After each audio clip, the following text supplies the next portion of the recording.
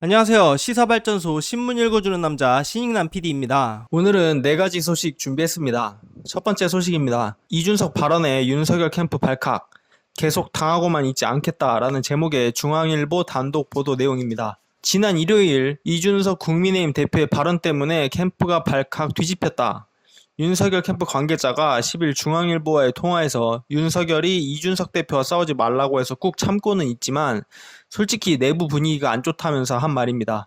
이준석 대표가 서울을 비운 날 입당한 윤석열이 이후 당 지도부 행사에 불참하면서 이준석 패싱 논란이 일었습니다. 이후 양측은 공방을 자제하는 듯한 모습도 보였지만 이준석 대표의 공격적인 발언에 윤석열 측이 민감하게 반응하더니 이날엔 윤석열 측이 토론회 보이콧까지 시사하는 등 아슬아슬한 분위기가 이어졌습니다.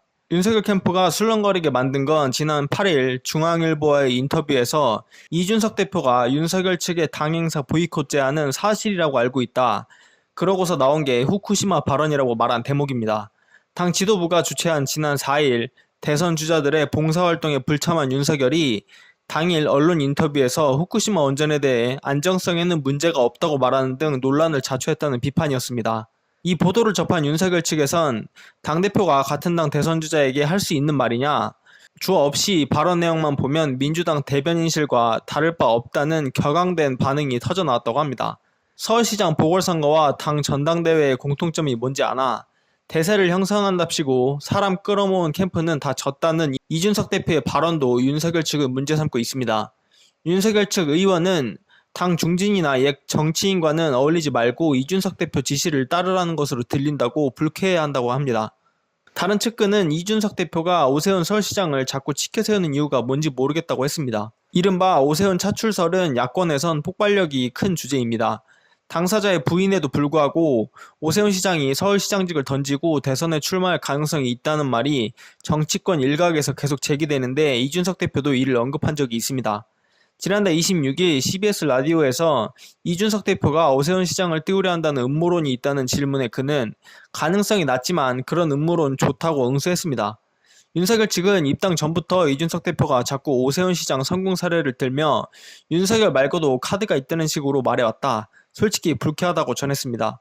윤석열 측 김영환 전 의원은 이준석 대표가 현재 시점에서 대선을 치른다고 가정하면 여당의 5%포인트 차이로 질 수도 있다고 말한 걸 두고도 너무 비관적인 전망이라고 했습니다. 이날 윤석열 캠프 일각에선 18일 열리는 첫 경선 토론회 참석에도 부정적인 의견이 나왔습니다. 당 후보 등록도 안 한 상태에서 무슨 토론회를 하겠다는 것인지 모르겠다는 것입니다. 다만 캠프 정무실장인 신지호 전 의원은 당에서 공식 제안이 오면 그때 참석할지를 검토해 결정할 것이라고 말했습니다. 이 같은 이준석 대표의 갈등, 경선 경쟁자들의 견제에도 직접적인 감정 표현을 자제해온 윤석열은 최근 주변 사람들에게 최대한 참겠지만 계속 당하고만 있지 않겠다. 나도 간단한 사람은 아니다라고 말했다는 얘기도 돌고 있다고 합니다.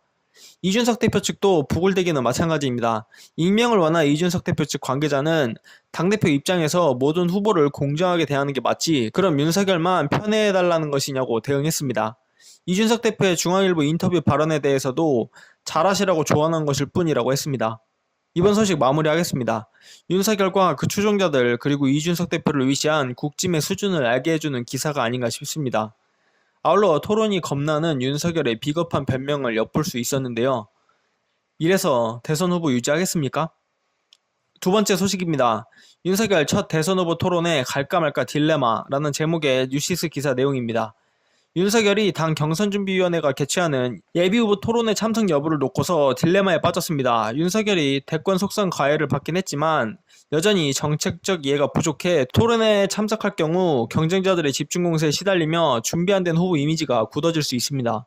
그렇다고 토론회에 불참할 경우 당행사 패싱 논란에 휩싸이면서 보수 지지층이 등을 돌릴 가능성도 배제할 수 없습니다. 서병수 경선준비위원장은 10일 오후 회의를 마친 후 기자들과 만나 예비경선 후보 정책 토론회를 오늘 18일과 25일 두 차례에 걸쳐 하기로 했다고 밝혔습니다. 최재형, 홍준표 의원, 유승민 전 의원, 원희룡 전 제주지사 등 상위권 후보들은 토론회 참석 의사를 밝혔습니다. 윤석열은 아직 참석 여부를 결정하지 못한 상태입니다. 윤석열 캠프 관계자는 이날 경준이 발표 후 뉴시스와의 통화에서 토론회 참석 여부에 대해 우리도 가고 안 가고 유불리를 따져야 하는 상황이라면서 지금 경준이가 발표했으니 즉각 대응할 건 아니다. 아직 후보 의견도 확인을 못했다고 밝혔습니다. 경준이에 따르면 1차 토론회는 부동산 문제 등 경제 분야, 2차 토론회는 사회 분야로 나눠 진행합니다. 경제 분야는 후보별로 주제 발표를 10분간 하고 후보들 토론이 이뤄지는 형식입니다. 사회 분야는 전문가 발제 10분 후 후보들 토론이 이어집니다. 경준이는 당 예비후보로 등록하지 않은 주자들도 참석 대상으로 못 받고 참석을 요구한다는 입장입니다. 서병수 위원장은 예비경선 후보로 등록했다 안 했다는 경계가 애매해져 버렸다. 그래서 기본적으로는 예비후보를 대상으로 하되 다른 주자들에게도 다 연락을 하고 있다라면서 당 후보 봉사활동과 마찬가지로 중앙선거위에 등록했거나 당 선거위에 등록했거나 관계없이 모시고 할 것이라고 밝혔습니다. 대신 불참할 경우 페널티는 주지 않기로 했다는 게 경준이 측의 설명입니다. 이는 경선 예비후보 등록 전이라는 점을 내세운 윤석열 측의 불참 명분을 사실상 무력화시킨 셈입니다. 또 페널티를 주지 않기로 해 불참 시 후보 책임론이 제기될 수 있습니다. 윤석열의 고민이 깊어질 수밖에 없는 대목입니다. 더욱이 윤석열이 당 대선주자 공식 행사에 2차례나 불참해 이준석 대표와 갈등을 빚은 터라 토론회에도 불참한다면 양측 갈등의 골은 더욱 깊어질 수 있다는 점도 윤석열에겐 부담입니다. 하지만 당 일각에선 경준이가 일방통행식으로 밀어붙인다는 불만도 제기된다고 합니다. 윤석열 캠프 관계자는 토론회에 참석하고 않고를 떠나 경준이가 이런 식으로 의사결정을 하는 데에는 문제가 있다면서 최고위가 의결해줄지도 아직도 모르는 상황 아닌가라고 불편한 심기를 드러냈다고 합니다. 또 다른 관계자도 아직까지 우리 캠프로 공식적으로 공문이나 어떤 이야기가 전해져 온 게 없다. 언론을 보고 알았다면서 어떤 공문이 정식으로 오고 어떤 원칙과 기준을 통해 진행하는지 들어보겠다고 말했다고 합니다. 원희룡 전 제주지사 측도 당연히 토론회는 참석한다. 당 일정에 참여 안 한 게 없다면서도 각 후보들과 조율이 필요한데 그런 과정에 대해 얘기를 하는 게 맞는 것 아닌가라고 반문했습니다. 이어 경준이가 각 캠프들 의견을 많이 듣겠다고 한 걸로 안다. 캠프별로 의논할 분을 정해서 같이 논의하자고 한 걸로 기억한다. 그런데 지금 형식은 경준이가 결정해서 후보들에 참석하라. 이건 좀 아니지 않나라고 지적했습니다. 김재원, 조수진 최고위 의원 등도 경준이가 월권을 행사하고 있다고 주장합니다. 경선 룰뿐 아니라 토론회 횟수 시기 등은 당 선거관리위원회 결정사안이라는 게 이들의 입장입니다. 김재원 최고위원은 자신의 페이스북을 통해 당연히 경선 준비는 경준이의 업무다. 그러나 합동 토론회는 당원 당규상 후보 등록 후 선관위가 일정을 공고하고 시행해야 한다고 말했습니다. 앞서 이준석 대표가 최고위에서 경준이는 당원 당규 변경이 필요한 사항 이외의 모든 경선 과정을 정하도록 의결했다고 한 데에 대해서도 경준이의 경선 기획에 토론회는 포함되지 않는다고 주장했습니다. 서병수 위원장은 월권 주장에 대해 최고위에서 경준이를 의결했을 당시 당원 당규에 못 박힌 경선 룰 외에 모든 일정과 내용 관해서 정권 위임하는 것이라고 반박했습니다. 유승민 전 의원과 원희룡 전 제주지사, 홍준표 의원은 토론회 개최를 환영하는 분위기입니다. 이들은 윤석열의 지지율이 크게 밀리지만 정치 경륜과 정책 전문성을 갖추고 있습니다. 정책 이해도가 떨어지는 윤석열과 최재형의 아킬레스건을 건드릴 경우 존재감을 부각할 호기를 잡을 수 있다는 게 중론입니다. 원희룡 지사는 제가 대선에 뛰어들 수밖에 없었던 건 더불어민주당 이재명 후보에 맞서서 정권교체를 할 수 있는 사람이 저밖에 없다고 확신했기 때문이라면서 정책이면 정책, 토론이면 토론, 그리고 국정 운영을 바로 맡을 수 있는 경험과 미래에 대한 준비된 능력이 있다고 강조했습니다. 그러면서 윤석열이 후쿠시마 원전수 등 각종 설화를 빚은 건 단순히 정책이나 비전이 준비가 덜 되고 있고 학습이 덜 되고 있다는 것만의 문제가 아니라 과연 이것을 바라보는 시각이 상식에 못 미친다는 것에 대해서 심각한 물음표가 던져지고 있다고 지적했습니다. 유승민 전 의원 캠프도 토론회와 관련해 공식 논평을 내고 정권 교체를 위한 진심을 토론회에서 보여주시기 바란다고 촉구했습니다. 이어 일부 후보들이 경준이의 권한을 문제 삼고 있지만 국민의힘이 대안 세력으로서 저력을 보여주기 위해서는 타운홀 미팅이든 국민 면접 방식이든 차별화된 경선 방식이 반드시 필요하다며 부족하면 부족한 대로 토론회에서 열린 가능성을 보여주되 미완의 정책은 보완하고 준비된 정책은 차별성을 인정받으면 된다고 윤석열 참석을 우회적으로 압박했습니다. 이번 소식 마무리하겠습니다. 유불리 문제가 아니라 윤석열이 토론에 참석하면 아주 참담한 수준이 더 드러날까 두려운 것 아닙니까? 토론도 뭘 알아야지 하는 겁니다. 토론에 참석해서 몇 분 만에 지지율 떨어지는 소리가 여기까지 들리는 듯 합니다. 세 번째 소식입니다. 김의겸, 윤석열 측 검사 2명, 조국의 사과 전화, 회의감 든 것이라는 제목의 한국일보 기사 내용입니다. 김의겸 열린민주당 의원은 조국 전 법무부 장관을 수사했던 윤석열 최측근 검사들이 조국 전 장관에게 전화를 걸어 미안하다, 견뎌내시라, 좋은 날 올 것이다 라고 사과와 위로의 말을 건넸다고 주장했습니다. 김의겸 의원은 두 검사의 반전 행보에 대해 최근 윤석열 지지율이 떨어지는 것을 보고 윤석열 사단마저 마음이 흔들리고 있다는 반증이라는 분석도 내놨습니다. 두 검사와의 통화 내용은 조국 전 장관으로부터 직접 전해들은 것이라고 설명했습니다. 김의겸 의원은 조국 전 장관에 따르면 한 명은 현직 검사이고 또 다른 한 명은 최근 퇴직한 윤석열 사단으로 모두 조국 일가족 수사에 직간접적으로 관여했던 이들로 조국 전 장관에게는 자신의 집안을 도륙한 검사들, 멸문지화를 이끌었던 검사들인데 다 개별적으로 뜬금없이 전화를 한 것이라고 상황을 전했습니다. 조국 전 장관의 반응은 당황 그 자체였다고 합니다. 조국 전 장관도 도대체 뭐라고 응답을 해야 할지 모르고 전화를 끊었다고 하더라. 그러면서 대체 왜 저한테 전화를 걸었을까요? 라고 물어봤다고 합니다. 이에 김의겸 의원은 제가 기자적인 느낌으로 전화를 건 검사 2명은 윤석열 청장이 있었을 때는 으쌰으쌰 하면서 조직 보위의 논리, 그것으로 무장이 돼 윤석열 사단의 한몸으로 일했는데 윤석열이 옷을 벗고 정치 행보를 본격적으로 하며 이를 1만 원에 가까운 모습들을 보면서 윤석열에 대한 회의감이 들었던 것은 아닐까.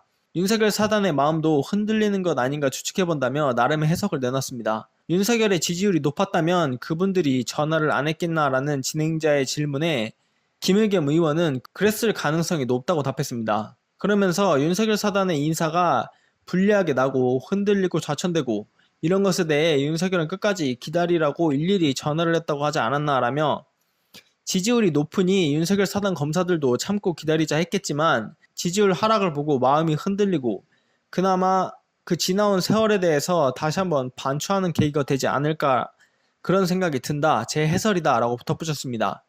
한편 김의겸 의원은 방송 후 페이스북에 인터뷰 내용을 올리며 전화를 건 검사 2명 중 1명은 음주 상태에서 1명은 맨정신에 전화했다고 하더라라며 아마 맨숭맨숭한 상태로는 전화 걸기 쉽지 않았을 것이라고 적었습니다. 이번 소식도 마무리하겠습니다. 사람은 쉽게 변하지 않습니다. 특히나 기회주의에 찌들어 있는 정치검찰은 더더욱 그렇습니다. 훗날이 걱정된 검사들의 기회주의적 행태라고 봅니다. 출이반이라는 말이 있습니다. 윤석열이 저지른 것들이 그대로 돌아갈 날이 얼마 남지 않았다는 신호탄이 아닐까 생각됩니다. 마지막 소식입니다. 정경심 2심도 징역 4년, 조국도 허위경력 일부 가담이라는 제목의 뉴시스 기사 내용입니다. 자녀 입시 비리 및 사모펀드 등 혐의로 재판에 넘겨진 정경심 동양대 교수가 항소심에서도 징역 4년을 선고받았습니다. 항소심은 정경심 교수 딸의 7대 허위 스펙을 그대로 인정했고 이 과정에서 조국 전 법무부 장관도 일부 가담했다고 판단했습니다. 서울고법 형사 1-2부는 11일 업무방해 및 자본시장과 금융투자업에 관한 법률 위반 등 혐의로 기소된 정경심 교수 항소심에서 1심과 같이 징역 4년을 선고했습니다. 다만 벌금은 5억 원에서 5천만 원으로 감액했습니다. 또 추징금도 1억 3,800만여 원에서 1,061만여 원으로 내려 명령했습니다. 우선 재판부는 입시비리 관련 동양대 총장 표창장 위조, 동양대 보조연구원 허위경력, 서울대 인턴 허위경력, 카이스트 인턴 허위경력, 공주대 인턴 허위경력, 단국대 인턴 허위경력, 부산호텔 인턴 허위경력을 모두 유죄로 판단했습니다. 재판부는 동양대 표창장 위조 관련 정경심 교수 아들 조씨가 받은 동양대 상장과 비교하면 배율, 자간, 간격 등이 거의 일치하는 것으로 감정 확인된다며 정경심 교수 말고 다른 사람이 했다고 믿기 어려워 표창장 위조가 충분히 인정된다고 말했습니다.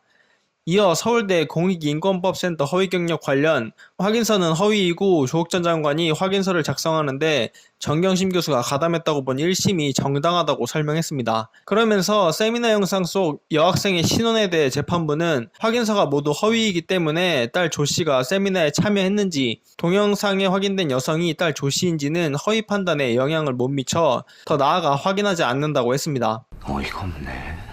또 부산호텔 인턴 허위 경력 혐의도 모두 거짓이고 조국 전 장관이 작성하는데 정경심 교수가 가담한 게 인정된다고 밝혔습니다. 결국 재판부는 정경심 교수의 서울대 인턴 허위 경력과 부산호텔 인턴 허위 경력 혐의를 모두 유죄 판단하며 이 과정에서 조국 전 장관이 가담한 점을 1심과 같이 인정한 것입니다. 이외에 정경심 교수 딸의 나머지 경력도 모두 허위라고 판시했습니다. 나아가 재판부는 정경심 교수가 딸 조씨의 서울대 의전원과 부산대 의전원 지원 당시 자기소개서에 7개 허위 경력을 기재하고 위조된 표창장을 제출하는 등 범행으로 입학사정 업무를 방해했다고 판단했습니다.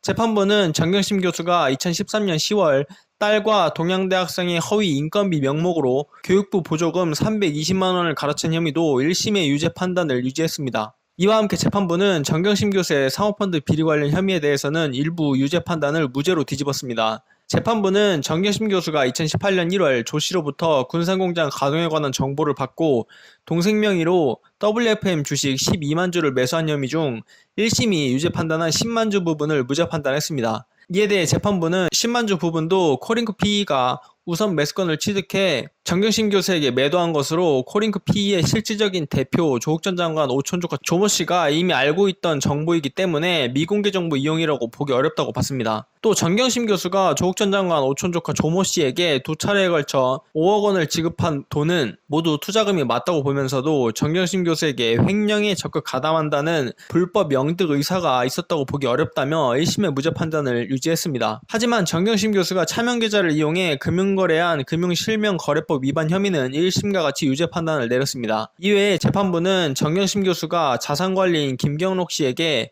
자택 및 사무실에 보관하던 PC, 저장매체 등 은닉을 교사한 것이 맞다며 1심의 무죄 판단과 달리 증거 은닉 교사 혐의를 유죄 판단했습니다. 아울러 1심과 같이 정경심 교수가 코링크 PE가 보관하고 있던 동생 정모 씨 관련 자료를 인멸할 고의를 갖고 증거인멸 교사한 혐의는 유죄, 블루코어밸류업 1호 펀드 관련 운용현황 보고서 위조를 교사한 증거 위조 교사 혐의는 무죄 판단했습니다.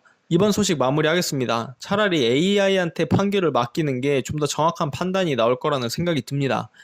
그리고 서울고법 형사 1-2부 부장판사들의 이름은 1심 재판부에 이어 영원히 박제될 것으로 보입니다.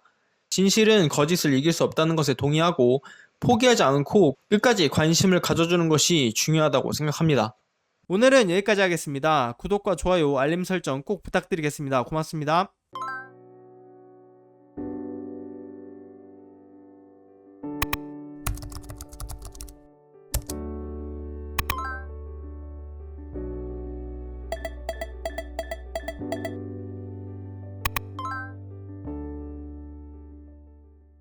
안녕하세요. 시사발전소 소장 한지입니다. 시사발전소는 진실을 찾는 민주언론으로서의 역할을 다하기 위해서 다양한 방법으로 활동을 이어나가고 있습니다.